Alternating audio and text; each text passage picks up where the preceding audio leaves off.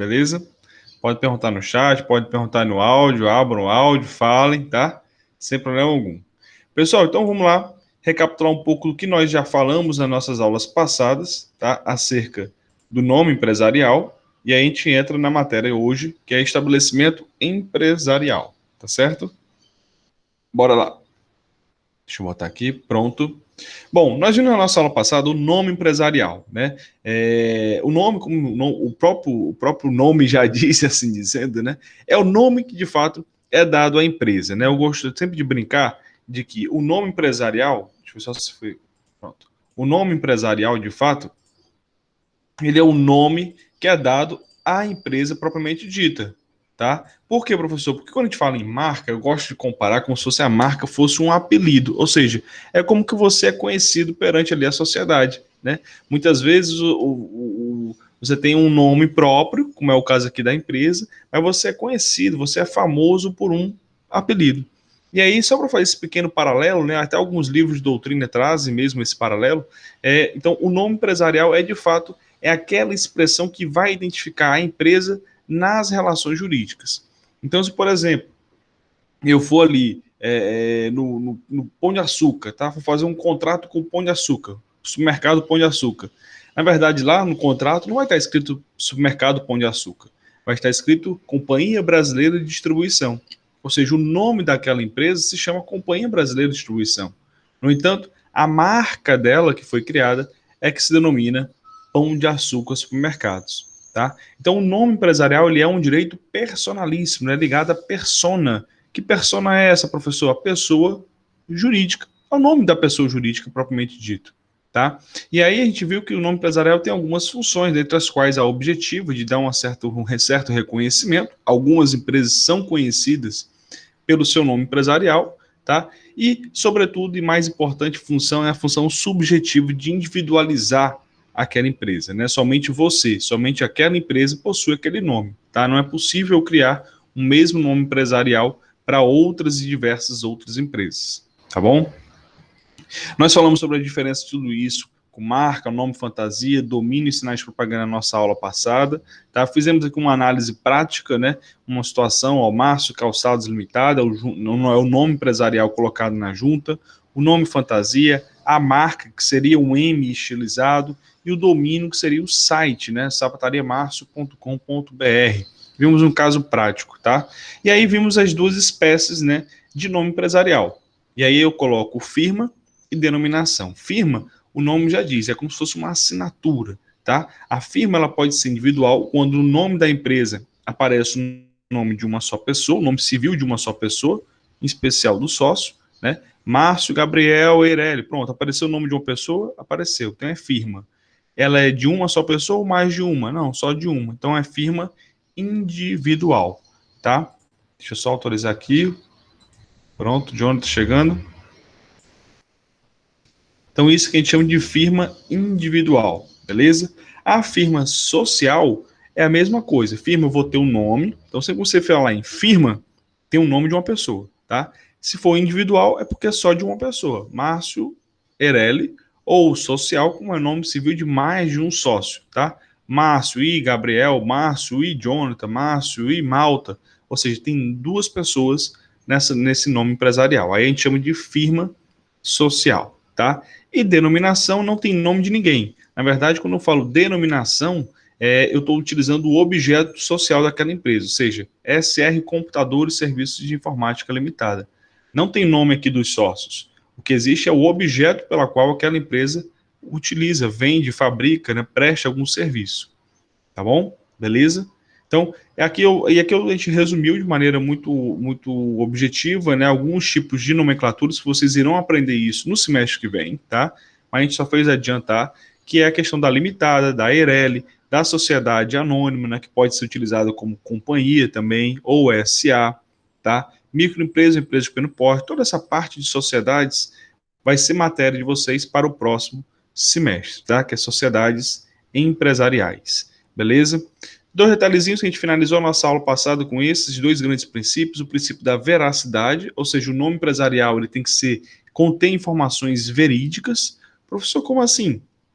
Não, informações verídicas. Eu não posso criar, por exemplo, sei lá, escola Márcio Plastina, e essa escola, né, ser uma padaria, uma lanchonete, né? Não tem nada a ver. Então, a nomenclatura entre o nome empresarial e, de fato, o que, que aquela empresa exerce, ela tem que ser com informações verídicas, tá? A própria legislação no Código Civil, ela aborda essa parte. Deixa eu liberar aqui o Edson e a Geis, pronto. O próprio Código Civil, pessoal, ele coloca isso nos seus artigos 1158 e 1165, tá? Falando sobre a veracidade, de fato, do nome empresarial, tá? Beleza? Outro princípio muito importante é da novidade. Como eu disse, o nome empresarial ele não pode ser repetido. Você não pode, por exemplo, o Márcio tem uma empresa ali muito famosa, né? Que é, sei lá, Cursinho Márcio Plastino de Ensino Jurídico, limitada, tá? E eu aqui eu vou chegar e vou criar também um cursinho aqui com o mesmo nome, só porque ele é famoso. Não, não pode, né? Como a gente viu, há o princípio da novidade. O nome empresarial tem que ser novo naquele mercado, tá? Beleza? Olha o 1163 que ele vai falar. O nome do empresário deve distinguir-se de qualquer outro já inscrito no mesmo registro, tá? Então não pode ter qualquer tipo nem de similitude, tá? Não pode ser igual de forma alguma o nome empresarial, beleza? E aí a gente entra na nossa matéria de hoje, propriamente dito, né, que é o estabelecimento empresarial. Professor, o que é esse estabelecimento empresarial? Bom, a doutrina ela vai falar que estabelecimento é todo o conjunto de bens materiais ou imateriais que o empresário utiliza no exercício da sua atividade. Ou seja, é todo aquele conjunto de bens que a gente vai encontrar material, como assim, professor? Tudo aquilo que é palpável, material mesmo. Sei lá, na Nassau nós temos as carteiras, nós temos a idealousa, nós temos a sala de aula, temos o ar-condicionado, ou seja, temos inúmeros bens materiais que irão ser utilizados no exercício da sua atividade. Qual é a atividade? Prestação de serviço educacional. Tá? Então, esse conjunto de bens materiais e, ou, na verdade, imateriais. Professor, e quem são esses imateriais? Não consigo ver. Os imateriais, ele é aquele que a gente chama de marca. A marca é um bem imaterial, você não consegue pegar na marca, né? É algo totalmente imaterial, né? E bem como a clientela também faz parte dos bens daquela empresa. Então, todo esse conjunto de bens materiais e imateriais que servem para o exercício da atividade empresarial é o que a gente chama de estabelecimento empresarial. Tá? Será imprescindível que o bem, seja ele material ou imaterial, guarde um liame com o exercício da atividade fim do empresário. Exatamente. O estabelecimento empresarial ele tem que ter uma relação com a atividade fim daquela empresa, do empresário em si. Tá? Olha essa jurisprudência que eu trouxe para vocês. O estabelecimento comercial é composto por patrimônio material e imaterial, constituindo exemplos do primeiro, material, os bens corpóreos, essenciais à exploração comercial, como mobília, utensílio, automóvel, e referente aos segundos, imateriais, os bens e direitos industriais, como patente, nome empresarial, marca registrada, desenho industrial e o ponto. Ou seja, olha como é que a própria jurisprudência, né, esse aqui foi um julgado do Salomão, geralmente é STJ, né? O ministro Salomão. Mas aqui é um julgado do STJ, um julgado antigo, 2011, mas o que eu peguei para quê? Para mostrar para vocês como é que a jurisprudência já se comporta diante desse cenário, dessa matéria. Tá? Então, quando a gente fala em estabelecimento empresarial, já me vem à cabeça todo aquele conjunto de bens materiais e imateriais. Tá? Que vão me auxiliar, que vão ser utilizados no exercício da atividade empresarial. Tá? A natureza jurídica do estabelecimento empresarial nada mais é do que uma universalidade de fato, um ato de vontade, ou seja, você poder vender o seu bem, vender um bem material e imaterial é um ato de vontade. Então, a natureza jurídica, a doutrina já coloca como isso. E um detalhezinho muito importante, o estabelecimento empresarial, que é esse conjunto de bens materiais ou imateriais, ou seja, bem corpóreo ou incorpóreo, né, que servem para o exercício da empresa, você pode vender, fazer qualquer tipo de transação comercial por meio de um contratozinho específico, tá? Isso vocês vão ver um pouquinho mais na frente, lá em contrato de Código de Direito Civil, acho que é Direito Civil 4, né? Acho que é no quarto semestre, mas de toda forma, quando a gente fala no mundo empresarial, a gente tem que falar sobre o contrato de trespasse. Professor, o que é esse contrato de trespasse? O contrato de trespasse é um contrato típico do direito empresarial, tá? E ele é usado na transferência, ou seja, onerosa, ou nada mais é do que transferência onerosa? É o pagamento, né? A compra, né? De uma parte ou todo ou parcial desse estabelecimento empresarial.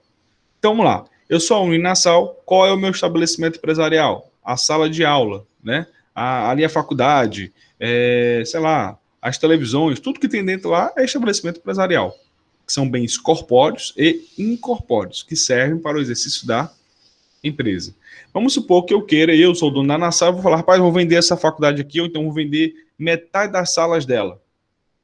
O contratozinho desse que eu vou fazer de venda é aquilo que a gente chama de contrato oneroso de transferência de estabelecimento empresarial, resumidamente, o contrato de trespasse. Tá bom? Beleza? Detalhezinho muito interessante. E aí eu vou querer que vocês peguem, por favor, o Código Civil, que a gente vai ter que falar rapidamente sobre um artigo que é justamente acerca da sucessão empresarial. Por quê? Porque quando eu faço, por exemplo, uma compra de uma empresa, né? Vamos lá, 1144.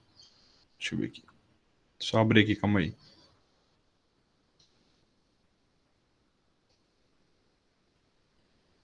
Pronto. Quando eu compro uma parte de uma empresa ou a empresa como um todo, existe no âmbito empresarial aquilo que a gente chama de sucessão empresarial. Ou seja, quando eu compro uma empresa, todos os débitos e créditos daquela empresa eu vou suceder, eu vou adquirir, tá? E aí, isso acaba tendo uma discussão, principalmente na seara trabalhista. Vamos supor, vou comprar uma empresa que já existe e ela tem um passivo trabalhista de, sei lá, R$ 1.000, 2.000, R$ 1 milhão, enfim, tá? Ou seja, eu vou comprar e eu vou assumir a dívida daquela empresa. Mas para que isso ocorra, é preciso que o contrato ele passe por um trâmitezinho formal existente no Código Civil. Olha lá o 1144 que ele vai falar. O contrato que tenha por objeto a alienação, o usufruto ou arrendamento do estabelecimento, ou seja, o contrato de trespasse, só vai produzir efeitos quanto a terceiros depois de averbado à margem da inscrição do empresário ou da sociedade empresária no Registro Público de Empresas Mercantis e de publicados na imprensa oficial. Ou seja, o primeiro requisito para eu fazer com que um contrato de trespasse ele tenha valor perante terceiros, ele possa fazer de fato, se fazer valer perante terceiros, primeira coisa é, eu tenho que pegar esse contrato e averbar lá na junta comercial. É o que fala aqui o 1144. Eu tenho que averbar no Registro Público de Empresas Mercantis. Então, eu levo esse contrato, vou lá no meu registro da junta comercial e falo, pessoal, ó, eu quero aqui só averbar, eu quero arquivar esse contrato para que fique averbado aí na minha documentação. Então, a primeira coisa a ser feita é essa. Segundo trâmite é publicar na imprensa oficial. Professor, o que é imprensa oficial? Bom, a imprensa oficial você vai ter desde os diários oficiais, né? Diário Oficial da União, do Estado, do município, bem como também jornais de grande circulação, tá? Então você tem que publicar esse tipo de informação, tá? 1146, olha que interessante. O adquirente do estabelecimento responde pelo pagamento dos débitos anteriores à transferência, desde que regularmente contabilizados, continuando o devedor primitivo solidariamente obrigado pelo prazo de 1 ano, a partir, quanto aos créditos vendidos, da publicação e quanto aos outros, da data do vencimento. Ou seja, o adquirente, né, aquele que está comprando aquela empresa, que está comprando o estabelecimento empresarial, ele vai responder por aquele débito que ele está assumindo, não é isso? Vamos supor, eu vou comprar ali uma empresa, tá, de lanches, ali em Maracanaú, tá? Vou chegar em Maracanaú, rapaz, tem uma empresa ali que faz sanduíche e tal, não sei o que, ela tá meio, o dono tá querendo se desfazer, tu não quer comprar não? Aí, rapaz, eu quero. Foi pronto, vou comprar então aquela casa de suco ali, aquela casa de sanduíche. Aí eu chego lá e falo assim, João, quanto é que tu quer me vender essa tua empresa aí, cara? Não, eu te vendo por R$ 20.000. Pronto, então bora fazer um contrato. Que contrato é esse? Trespasse. Tá? Bora fazer um contrato? Bora. Feito o contrato, paguei a eles R$ 20.000. Qual é o primeiro passo? Levar na junta comercial. 1144, Código Civil. Levar na junta comercial para o para o averbamento, tá? Então leva lá para a junta. Segundo passo, está lá no 1144 também, publicar na imprensa oficial. Então eu peço para que aquele negócio jurídico seja publicado. Então vai ser publicado. Maravilha. Agora, um detalhe muito importante. Quando eu compro esse barzinho, quando eu compro essa lanchonete, eu sei por quê? Porque foi contabilizado. Daí porque o 1146 ele frisa isso, tá? Tem que estar contabilizado. Eu sei que aquela empresa de lanches, ela tem um débito de 10 mil reais. Eu comprei sabendo disso. E aí eu vou responder por aquele débito. Detalhe muito importante, que é o que está no 1146, ó, mais uma vez. O adquirente responde pelo pagamento dos débitos anteriores à transferência, desde que regularmente contabilizados. Ou seja, eu que estou adquirindo, vou responder pelos débitos, desde que contabilizados. Tá? Lembrando que continua o devedor primitivo, ou seja, você que foi o primeiro devedor, continua ainda no polo, assim dizendo, solidariamente obrigado pelo prazo de um ano. Ou seja, você ainda responde pelas dívidas daquela empresa que você vendeu pelo prazo ainda de um ano. Detalhe muito importante, a legislação falimentar, que é a lei 11.101/2005, que é a lei de recuperação judicial e falência, ela vai falar, na verdade, no processo de recuperação judicial, ela vai estimular que outras empresas e outras pessoas comprem, adquiram empresas que estejam ali mal das pernas, né? Que estejam em recuperação judicial de fato. Então, o que ela vai fazer? Ela vai estimular, a própria legislação estimula. E uma forma delas estimular, olha que interessante, ela tem, lá na própria lei falimentar, na lei 11.101/2005, lá fala o seguinte, que quem comprar uma empresa que esteja em recuperação judicial não assume os débitos dela. Olha que coisa legal, né? É aquilo que a gente chama de não sucessão onerosa no âmbito do direito falimentar. Então, é uma forma de estimular, porque na verdade ela quer que aquela empresa ela seja vendida, ela requer dinheiro para quê? Para pagar os credores. Né? Então, a legislação falimentar ela protege de fato esse tipo de relação, falando: ó, quem comprar uma empresa que esteja em recuperação judicial ou que esteja em falência não precisa pagar os débitos dela, porque ela vai pagar. Tá? Então, isso é muito interessante. E detalhe ainda mais interessante ainda, que é muito comum isso, tá? Volta e meia a gente pega no escritório, a gente volta e meia a gente pega na prática da advocacia, que é a cláusula de não concorrência. Quando eu compro um estabelecimento empresarial, existe a famosa cláusula de não concorrência.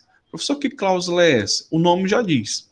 Por exemplo, eu vou comprar, né, vamos supor que o Malta ele tenha um colégio lá em Maracanaú, tá? Beleza. O Malta já tem ali uma clientela enorme, né? São mais de 20 mil alunos lá matriculados no colégio dele. Eu, Márcio, sou investidor. Eu vou comprar aquele colégio do Malta. Fala assim, Malta, tu quer vender por quanto do seu colégio? O Malta, rapaz, vende por R$1 milhão. Pronto. Pois eu vou pagar para você R$1 milhão, desde que haja uma cláusula de não concorrência. O que é essa cláusula de não concorrência? Desde que, Malta, eu vou pagar, mas você não vai poder abrir nenhum colégio pelas redondezas no prazo de 5 anos. Olha só que interessante. É aquilo que a gente chama de cláusula de não concorrência. Ou seja, aquele que está vendendo, aqui no nosso caso prático, Malta, ele não vai poder abrir uma escola, né, pelo prazo de 5 anos na mesma redondeza. Professor, e qual é o raio? É 5 km, 10 km? Não, isso aí é ajustado, né, entre as partes. Mas a cláusula de não concorrência, de fato, ela existe. E ela é feita para isso, para que aquela pessoa que esteja adquirindo não tenha ali prejuízo, porque o outro já tem um nome na praça, né? Então pode fazer com que os seus clientes saiam e voltem para ele. Então, para ter esse problema empresarial, é colocada essa cláusula de não concorrência. E essa cláusula, o prazo dela é de 5 anos, a não ser que seja estabelecido de maneira diferente no contrato. Mas a prática é de que seja um prazo de 5 anos de não concorrência. Beleza? Tranquilo? Detalhezinho muito interessante quando a gente fala de estabelecimento empresarial é a famosa proteção ao ponto de negócio. Ou seja, o que é o ponto de negócio? O ponto é onde a empresa está localizada, não é isso? Imagina, você chega assim, rapaz, você quer me vender aquele ponto que está ali a sua loja? Que é muito bem localizada, numa avenida central, muita gente passa por ali, é interessante, tem interesse naquilo ali. Pronto, o ponto de negócio nada mais é do que o local onde está inserido aquela sua empresa, bem como a clientela daquele seu negócio. Então, por exemplo, eu vou comprar aqui da Bárbara uma casa que ela vende ali, ela faz bijuterias, né? Fala, Bárbara, pô, essa tua empresa é legal, show de bola, o ponto dela é muito bom, ou seja, a localização é muito boa e a clientela também é muito boa, tá? Então isso já existe, isso é que a gente chama de ponto de negócio, é local mais clientela. Detalhe muito importante que na atualidade, né, existe agora os locais virtuais, né? E aí a gente entra nos domínios. Não, ó, você tem um site que é muito visitado, você tem um blog que é muito utilizado, você tem um Instagram que tem muitos seguidores. Então isso passou, está passando a ser, na verdade, uma forma de atualização do direito empresarial, também chamado de ponto de negócio, tá bom? Beleza? Detalhezinho muito importante, contrato de locação. Vamos supor que você tem uma empresa, né? E você paga aluguel, tá? Paga aluguel ali pro locador, você tem uma loja ali na avenida principal de Maracanaú. Você paga um aluguel todo mês. E aí o que acontece? Você começa a formar ali a sua clientela, o seu ponto de negócio. 1 ano, 2 anos, 3 anos, 4 anos, 5 anos. A empresa começa a crescer, você começa a ficar famoso por aquela sua empresa, todo mundo já conhece ali no bairro, na cidade, todo mundo compra de você, tá? E aí, de repente, chega lá o dono do imóvel e fala assim, ô Márcio, eu vou querer esse ponto de volta, ó. Mas por quê? Não, porque eu vou querer, porque vou morar agora aqui, ou então vou vender para um amigo. E aí, como é que fica eu, que depois de 5, 6, 10 anos, desenvolvi aquele ponto, desenvolvi a clientela, tenho uma clientela fiel, eu vou mudar de meu endereço? Isso é muito prejudicial para a empresa.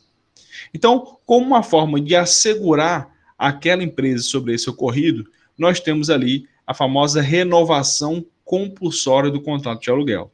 Ou seja, é uma saída que nós temos como advogados, né, e vocês como futuros advogados, para que haja uma renovação compulsória daquele contrato de aluguel em situações em que há, portanto, um ponto de negócio a ser protegido. Então, é direito de inerência ao ponto, é isso que a doutrina coloca. Tá? Para isso, tem que entrar com uma ação renovatória do contrato de aluguel.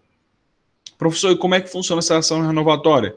Tá lá, olha aqui, ó, artigo 51 da Lei de Locação. Nas locações de imóveis destinados ao comércio, detalhe importante, essa prática só é possível com locações comerciais ou não residenciais, tá? Que é a mesma coisa, só muda o nome, tá? O locatário, ou seja, aquele inquilino, ele tem direito à renovação do contrato por igual prazo, desde que cumulativamente, ou seja, o que isso quer dizer? Os 3 incisos eles devem estar preenchidos. Primeiro inciso, o contrato a renovar tenha sido celebrado por escrito e com prazo determinado.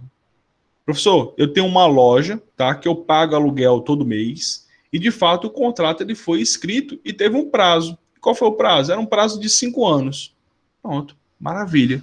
Primeiro inciso já foi preenchido. É um contrato a prazo determinado e por escrito. Segundo inciso, o prazo mínimo do contrato a renovar ou a soma dos prazos ininterruptos dos contratos seja de 5 anos. Ou seja, professor, eu tenho uma loja que eu pago aluguel. Esse aluguel é por meio de um contrato que nós firmamos, um contrato escrito, com prazo determinado. Qual é o prazo? 5 anos. Pronto, o inciso 2 também está preenchido. Vamos supor que você fala assim, professor, o prazo aqui do aluguel é de 3 anos. Bom, aqui ele fala que o prazo mínimo do contrato a renovar ou a soma dos prazos ininterruptos dos contratos escritos seja de 5 anos. Então, se é um contrato de 3 anos, isso não vai rolar. Esse tipo de ação renovatória não vai rolar.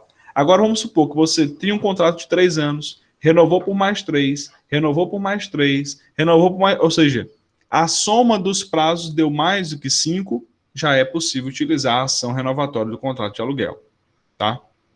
E, por fim, o locatário, ou seja, o inquilino, esteja explorando seu comércio no mesmo ramo pelo prazo mínimo ininterrupto de 3 anos. Tá? Então, esses são os 3 requisitos essenciais e importantes para quê? Para que eu consiga, de fato, fazer essa ação renovatória do contrato de aluguel. Isso aqui é importante, pessoal, porque é aquilo que a gente chama de proteção ao ponto de negócio. Tá? Então, uma forma que eu tenho, que a legislação cria, a lei, aqui no caso não é o Código Civil, a legislação aqui é a lei de locação, tá bom? Em que você vai ter direito a essa ação renovatória e protege, portanto, o estabelecimento empresarial. Tá? E quando eu falo em estabelecimento empresarial, eu falo, como eu estava falando, do ponto de negócio e também da clientela. Professor, o que é clientela? Clientela são os clientes, meu povo. Clientela é o que? A doutrina já traz. É um conjunto de pessoas que mantém com o empresário ou a sociedade empresária relações jurídicas constantes, também denominada de freguesia. Ou seja, aquela pessoa são aquelas pessoas, né? A minha clientela, que estão sempre ali, comprando meus produtos, comprando os meus serviços, tá? Isso que a gente chama de clientela. Professor, o que é aviamento? Que eu já ouvi falar sobre isso, quando eu fui ler sobre isso na doutrina, me deparei com aviamento. Aviamento é uma aptidão que determinado estabelecimento possui para gerar lucros ao exercente da empresa. Por meio do aviamento que se calcula o valor de um estabelecimento empresarial. O que é esse aviamento? Professor, não entendi nada. Aviamento, pessoal, é uma projeção futura de que aquela empresa ela vai gerar lucros. Tá? Então, é uma aptidão. Olha, a Uninasal aqui em Maracanaú, ela chegou com 200 alunos. 6 meses depois, ela tinha 800 alunos. Um ano depois, ela tinha 1.500 alunos. Ou seja, ela está crescendo. Ela tem uma grande aptidão para gerar lucros a essa empresa. Isso que a gente chama, essa aptidão de gerar lucros, é o que a gente chama de aviamento. Esse termozinho técnico no direito empresarial. Tá? Aviamento é a aptidão que uma empresa tem de gerar lucros futuros, né? Lucros é sempre futuro, a gente trabalha para gerar lucros, tá? Então, o aviamento, mais uma vez, é essa aptidão que uma empresa possui de gerar lucros. E para que serve esse aviamento, professor? Ela vai servir, vai entrar no cálculo, na verdade, daquilo que a gente chama de valuation. O valuation é o calcular quanto que uma empresa vale. Rapaz, quanto que custa a Nassau? Se eu quiser comprar hoje a Nassau, quanto é que ela custa? Para isso, vai ter que fazer uma operação chamada de valuation. Contabilidade, auditoria, vai ter um monte de gente calculando tudo, né? O que é esse calcular tudo? Calcula a clientela, calcula a mobília, calcula quanto que ela gera de lucro. Opa, quanto que ela gera de lucro? Qual é o aviamento da Uninasal? Então, o aviamento ele vai servir numa venda do estabelecimento empresarial. Tá? E olha que interessante que eu trouxe para vocês aqui, ó, uma provazinha de delegado de polícia, tá? 2018, questão recente, tá? Vocês pensam que delegado só sabe direito penal, né? Ó, na prova de direito, a prova de delegado da polícia, pessoal, cai direito empresarial, viu? Ó? E olha essa questão que caiu. A respeito do estabelecimento empresarial, aviamento e clientela, assinale a opção correta. Olha aqui. Item A. Estabelecimento empresarial corresponde a um complexo de bens corpóreos organizados ao exercício de determinada empresa. Errado. Por quê? Porque não são só bens corpóreos. Também tem bens incorpóreos. Lembra que a gente falou ainda há pouco? O estabelecimento é um conjunto de bens materiais, a cadeira, a lousa, a televisão, e bens imateriais, ou seja, a marca, a clientela. Tudo isso são bens imateriais que a gente não consegue, portanto, pegar, palpar, né? Fica mais fácil você entender assim. Então, o item A está errado. O item B, o estabelecimento empresarial não é suscetível de avaliação econômica e, por consequência, não pode ser alienado. Não, de jeito nenhum, pelo contrário. O estabelecimento empresarial ele é suscetível de avaliação, ou seja, eu posso avaliar e, por consequência, eu posso alienar, ou seja, eu posso vender. A gente não viu hoje que existe um contrato próprio para isso, que é o contrato de trespasse, né? Item D, vou pular o C porque o item C é o correto, mas vamos poder. De acordo com a doutrina, aviamento e clientela são sinônimos? Não tem nada a ver. Clientela é o conjunto de pessoas que estão ali sempre comprando comigo. E aviamento é a aptidão que a minha empresa tem de gerar lucros futuros. Então não tem nada a ver em termos de sinônimos. Item E.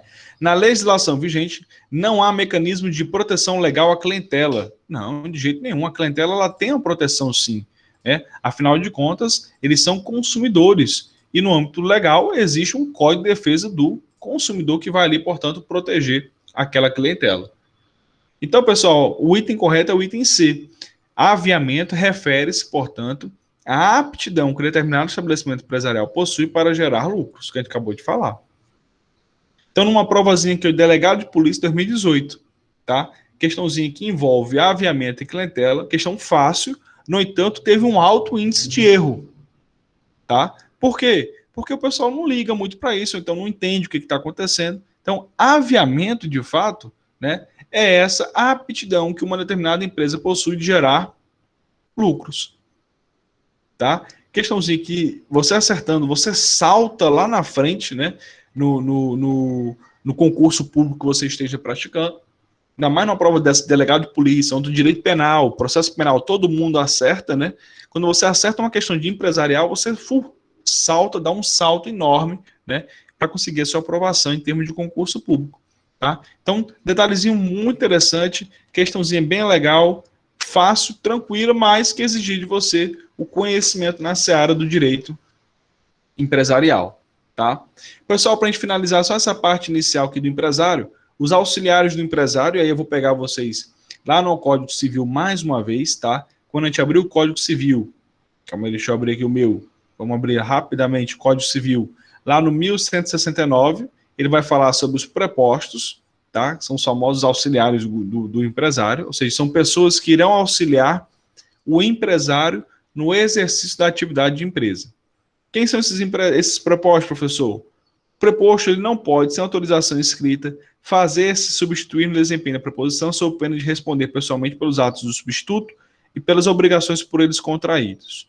O preposto, salvo autorização expressa, não pode negociar por conta própria o terceiro, nem participar, embora indiretamente, de operação do mesmo gênero que lhe foi cometida, sob pena de responder por perdas e danos e de serem retidos pelos preponentes dos lucros da operação. Professor, não entendi nada. Calma.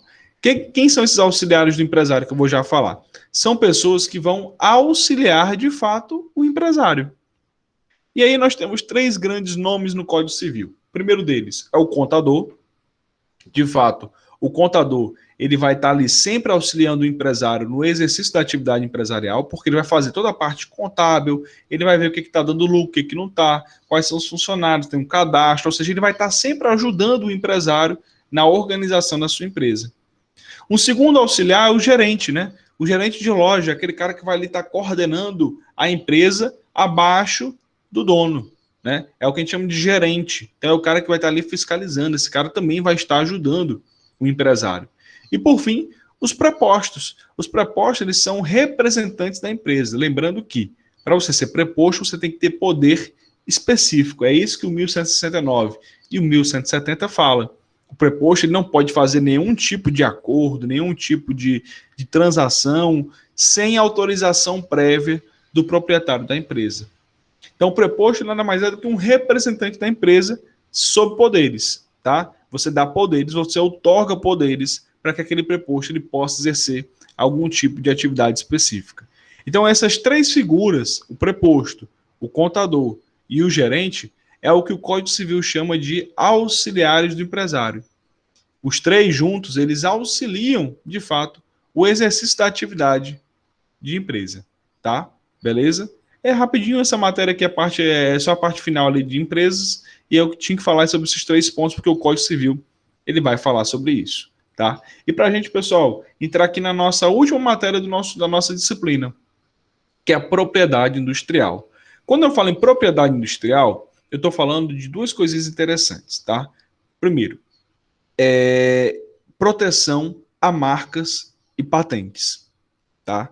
Ou seja, o estabelecimento empresarial que a gente acabou de falar, ele reúne os bens materiais, que a gente não falou, a cadeira, a lousa, a televisão, os bens corpóreos, isso que a gente chama de bens materiais. Já os bens imateriais é o que a gente vai tratar aqui no direito de propriedade industrial. Exemplo, professor, marcas e patentes. Quando a gente fala em direito de propriedade industrial, existe uma lei própria para isso, tá? Que é a Lei 9.269/96. E essa lei ela vai trazer três pontos importantes: as marcas, as patentes e os desenhos industriais. Professor, o que é isso? Vamos já falar sobre cada um, tá? Mas a marca, A marca é algum símbolo que vai ali, portanto, representar a minha empresa. Vamos já mostrar. A patente é algo que eu crio, eu inovei. Rapaz, eu criei aqui uma caneta, então vou patentear, tá? E o desenho industrial, professor, é algum desenho, alguma forma que eu criei, e aí eu vou, portanto, também patentear, vou registrar aquele desenho, tá? Vamos já falar sobre isso, cada um desses 3 pontos, tá? Então, bora lá. Direito de propriedade intelectual é um gênero onde nós temos duas espécies. Direito de propriedade industrial, que protege de fato uma técnica, que é isso que a gente vai conversar agora, e direito autoral, que é o direito civil que protege a obra. Muita gente confunde às vezes. Professor, eu vou patentear o meu livro? Não. Você vai registrar na Biblioteca Nacional, né? Se você criar um livro, por exemplo, que na verdade o que vai estar em jogo aí é o direito autoral. Aqui no caso, a gente está falando de direito de propriedade industrial. Portanto, é algo que você cria para que haja uma produção em larga escala. Tá bom? Beleza? É isso que a gente chama de direito de propriedade industrial. Previsão onde é que está? Lá no artigo 5º, ó. A lei assegurará aos autores dos inventos industriais privilégio temporário para a sua utilização, bem como proteção às criações industriais, à propriedade das marcas, aos nomes de empresas e outros signos distintivos, tendo em vista o interesse social e o desenvolvimento tecnológico e econômico do país. Ou seja, a própria Constituição Federal, ela protege aquelas pessoas que estão ali inventando algum tipo de novidade, de produto, de serviço, de objeto. Ou seja, a própria Constituição protege os inventores, que é o que ela coloca. Tá? E para isso, existe um instituto próprio, que vai, uma autarquia federal, que é o INPI, Instituto Nacional de Propriedade Industrial, que é quem, portanto, protege, né, esses privilégios concedidos aos inventores e criadores, tá? No âmbito nacional. Tá? Observações processuais. Decisões do INPI podem ser revistas pelo Poder Judiciário, tá? Ou seja, toda marca e patente que você vai registrar, você vai patentear, você tem que levar para o INPI, Instituto Nacional de Propriedade Industrial. Você entra no site mesmo, hoje em dia, você consegue fazer todo esse tipo de procedimento. Tá? Detalhe, as decisões do INPI, elas podem ser revistas pelo Poder Judiciário. Então, por exemplo, eu estou com um caso de um cliente que a gente deu entrada no INPI, né, para registrar uma marca dele. Essa marca, a gente ganhou no INPI, mas teve uma objeção. Uma empresa em São Paulo entrou com um recurso para anular esse nosso registro. Nós ganhamos esse processo no INPI. A empresa lá de São Paulo, não aceitando, levou o processo para a Justiça Federal. Tá? Então, o processo até hoje está correndo, a gente está tendo uma demanda no âmbito processual, mas o que eu quero dizer é que as decisões do INPI, elas podem ser revistas pelo Poder Judiciário. E detalhe, quem tem competência para decidir sobre marcas e patentes no âmbito do Poder Judiciário é a Justiça Federal. E mais ainda específica, as ações elas devem ser ajuizadas no Rio de Janeiro. Por quê? Porque é o local onde está o INPI. Tá? Se, portanto, o INPI não tiver no polo passivo, aí não, você pode ingressar na sua justiça estadual mesmo, sei lá, por alguma indenização de algum problema. Mas em 99% dos casos, o INPI ele faz parte do polo passivo, porque geralmente são demandas ali que não foi autorizado o seu registro, não foi autorizado a sua patente. Então, com isso, eu entro no âmbito da Justiça Federal do Rio de Janeiro. Tá? Essa é uma observação importante, principalmente quem for pensar em fazer concurso para essa área, né, que é uma área específica do direito empresarial, que é de propriedade industrial, tá? E, portanto, as ações elas devem ser ajuizadas na competência da Justiça Federal e, em especial, mais ainda, na Justiça do Rio de Janeiro, tá? Justiça Federal do Rio de Janeiro, tá? E aí, pessoal, nós temos aí esses 3 pontos: patentes, marcas e desenhos industriais. Professor, qual é a diferença que existe entre marcas e patentes? Vamos falar disso agora, tá? A patente, ela vai estar envolvida ali com uma invenção, tá? Eu inventei algum objeto. É o que está lá no artigo 8º. É patenteável a invenção que atenda aos requisitos de novidade, atividade inventiva e aplicação industrial. Então, a invenção ela ocorre da atividade criativa do ser humano. Então, por exemplo, eu estou pensando aqui, rapaz, eu vou fazer alguma coisa que eu consiga escrever. Antigamente, existia apenas o lápis. Aí o cara vai lá, rapaz, vou inventar outra coisa que tenha uma cor mais forte, que tenha, eu possa mudar, posso botar um vermelho, um azul, um preto, ou seja, eu vou criar uma caneta. Então eu vou patentear essa minha caneta, tá? Então esse é o que a gente chama de invenção. Agora existe um modelo de utilidade. O que é isso? É patenteável como modelo de utilidade, objeto de uso prático ou parte deste, suscetível de aplicação industrial, que apresente nova forma ou disposição, envolvendo o auto inventivo que resulte em melhoria funcional no seu uso e em sua fabricação. Bora lá. Então, a patente ela pode ser de invenção ou de modelo de utilidade. Qual é a diferença, professor? Invenção, não tinha nada e eu criei do zero. Então, eu inventei. Pronto, criei essa caneta. Ó. Essa caneta eu vou patentear, uma patente de invenção. Por quê? Porque não tinha outra no mercado. Aí o que acontece? A galera começa a ver, pô, a caneta ali que o Márcio inventou é legal, cara. Porra, show de bola, massa. Mas eu acho que a gente pode fazer com um design diferente. Um design onde o dedo vai pegar aqui melhor, onde quem está escrevendo vai se cansar menos. Ou seja, eu vou criar um outro formato para aquela caneta que já existe, tá? Só que com uma melhoria funcional. Isso que a gente chama de modelo, portanto, de utilidade, tá? Então a patente ela pode ser de invenção, quando não tem nada e eu crio do zero alguma coisa, ou modelo de utilidade, quando já tem algo e eu vou lá só para aperfeiçoar, ou então melhorar de maneira funcional, tá? Então são os dois exemplos que nós temos, né, em relação a patentes, tá? Aqui, por exemplo, né, até antigo esse post, mas está lá no próprio INPI, tá? Você entra no site do INPI, do governo, você encontra essa imagem, ó. Como é que foi a evolução, por exemplo, do telefone, né, até chegar aí os dias de hoje com os celulares, tá? A primeira invenção aqui em 1876, né, existia aqui, portanto, uma patente de invenção, de fato. Você foi inventando, né? Olha que o computador, do mesmo jeito, né? Você inventou do zero algo. Então, patente de invenção. Agora, quando nós temos aqui, ó, um dos primeiros computadores comercializados pela Apple, patente de invenção, não é isso? Ele criou do zero. Show de bola, professor. Agora, quando a gente chega no MacBook, por exemplo, há um modelo de utilidade. Ele apenas reinventou o computador com uma nova dinâmica, com uma nova tecnologia. Tá? Então, é o que a gente chama de modelo de utilidade. E ainda, quando ele cria o Maczão aqui, ó, a terceira imagem, com um desenho industrial, é o mesmo produto, só que com um design totalmente diferenciado. Esse design é o que a gente chama de desenho industrial. E, portanto, eu também posso patentear esse desenho industrial. Tá? Olha que interessante. Tá? Nessa primeira foto, nessa foto aqui dos computadores, a gente consegue identificar cada um dos modelos de patentes. O modelo de invenção, onde, portanto, eu crio do zero. Esse aqui foi o primeiro computador, ou seja, criou do zero, modelo de invenção. O segundo, eu vou ajustar e melhorar, modelo de utilidade. E o terceiro, eu vou criar um novo design, um novo desenho para aquele computador. É o desenho industrial. Tá? É patenteável, portanto, a invenção que atende aos requisitos da novidade, atividade inventiva e aplicação industrial. Novidade, como eu disse, tem que ser algo novo. Né? Se eu vou patentear, tem que ser algo novo. Atividade inventiva, por quê? Porque tem que ter vindo da minha atividade intelectual, de inventar algo. E a aplicação industrial, eu só posso patentear algo se ele tiver aplicação industrial.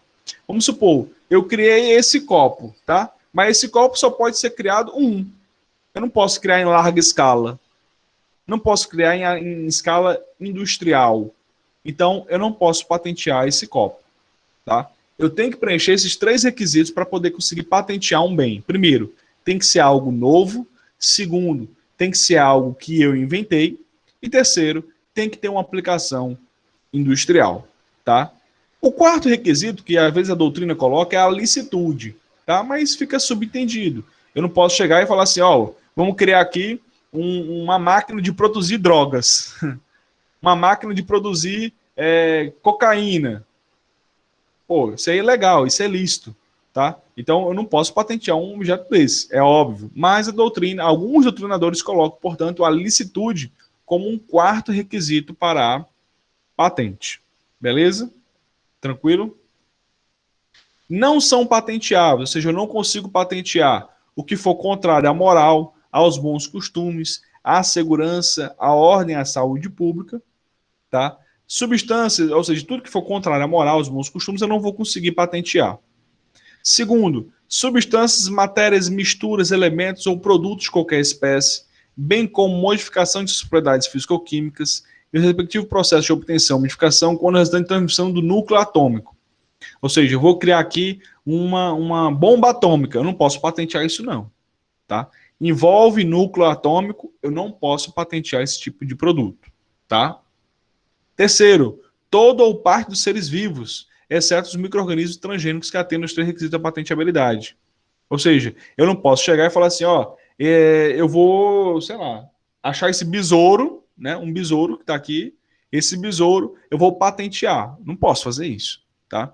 Então, esses aqui são 3 pontos interessantes que é lá no artigo 18 da Lei de Propriedade Industrial, que diz que não são patenteáveis, portanto, esses 3 tipos de inciso. O que for contrário à moral, aos bons costumes, se for algo ligado ao núcleo atômico, alguma coisa que eu vou mexer ali que vai envolver o núcleo atômico, e terceiro, se for um todo ou parte dos seres vivos. Eu não vou patentear um dedo, não vou, isso não existe. Não tem como, né? Então, mas de toda forma, a própria legislação ela já estabelece no seu artigo 18 o que não pode ser patenteável, tá? E para a gente finalizar a nossa aula de hoje, tá? Que na nossa aula que vem a gente fala desenho industrial e marcas e faz a nossa revisão para a nossa prova, tá?